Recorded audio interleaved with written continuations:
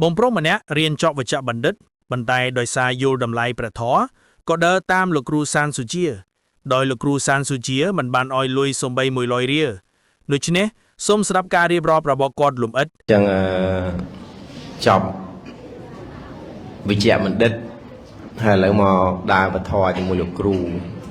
គេថាឈួតគ្រប់គ្នាណាចឹងហើយទោះបីគេថាយើងឈួតក៏យើងព្រមអត់បញ្ហាទេហើយលោកគ្រូចង់សួរថាម៉េចខ្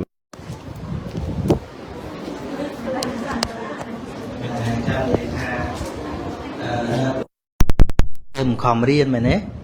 ខំរៀនឲ្យបានចំណេះជំនាញដើម្បីគិតថាធ្វើឲ្យជីវិតនឹងប្រសើរឡើង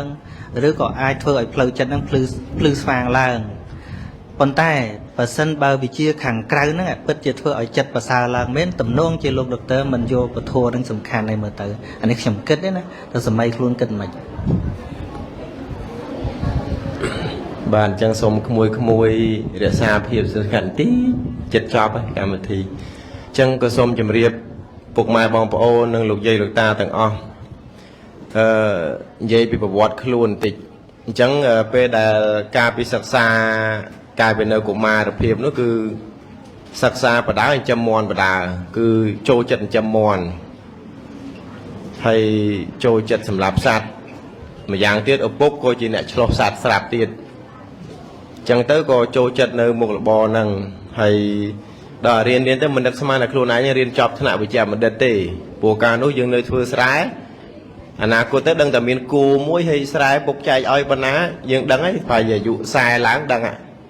ម៉ែឪពុកម្ដាយចែកគូឬក៏ចែកទាសចែកស្រែឲ្យហ្នឹងគឺតែប៉ុណ្ណឹងដល់ពេលប្រទេសចេះតែជឿនលឿនទៅហើយពុកម៉ែក៏មានលុយទៅហើយយើងក៏តស៊ូសិក្សាទៅក៏បានរៀនចប់ដល់ថ្នាក់វិជ្ជាបណ្ឌិតហ្នឹងទៅ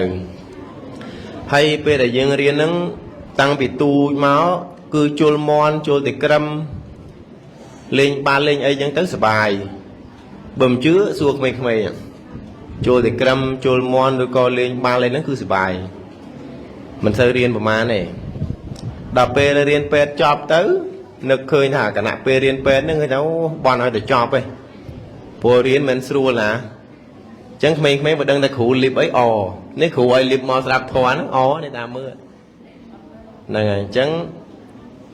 ដល់អញ្ចឹងទៅឃើញថាសុបាយចង់រៀនចប់ទៅមកធ្វើការធ្វើអីចឹងដល់ពេលអញ្ចឹងវាពីក្មេងមកចូលចិត្តលេងសត្វហ្នឹងនៅតែលេងអដែល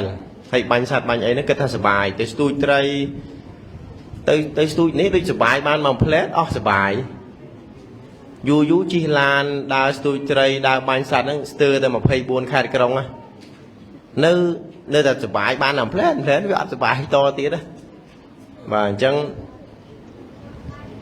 ដល់ពេលបានសិក្សានៅពធនេះទៅក៏យល់ឃើញថាពធហ្នឹងគឺល្អពិតប្រាកដហើយសួរល្អពិតប្រាកដហ្នឹងល្អមិនខ្មិចបើចង់ប្រាប់មិនដឹងប្រាប់ថាម៉េចទើតែរៀនបើចង់ដឹងថាពធហ្នឹង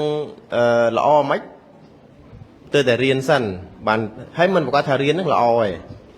មិនប្រកាសថាយើងរៀនហ្នឹងយល់ឃើញដូចខ្ញុំឯងមាគារបស់ព្រះសម្មាសម្ពុទ្ធហ្នឹងអញ្ចឹងហើយបើមិនរៀនទេគឺ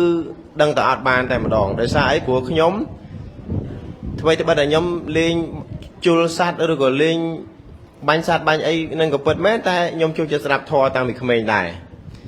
តែពេលដែលយើងស្ដាប់ឃ្លីបខ្លីៗមកវគ្គនឹកឃើញគុណម្ដាយគុណអីដែរអញ្ចឹងទៅតែនៅតែតមាត់មួយម៉ែនៅតែខឹងអីអញ្ចឹងណាបាទអញ្ចឹងដល់ពេលខ្ញុំបានចូលសិក្សានៅចិត្តចេតសិករូបនេះបានយល់ពីសភាវៈធម៌នឹងច្បាស់សមរម្យទៅក៏យល់ឃើញថាវធហ្នឹងគឺមានតម្លៃពិតប្រាកដមែនហើយពេលដែលខ្ញុំដើរមកជូនលោកគ្រូមកផ្សព្វផ្សាយវធនេះ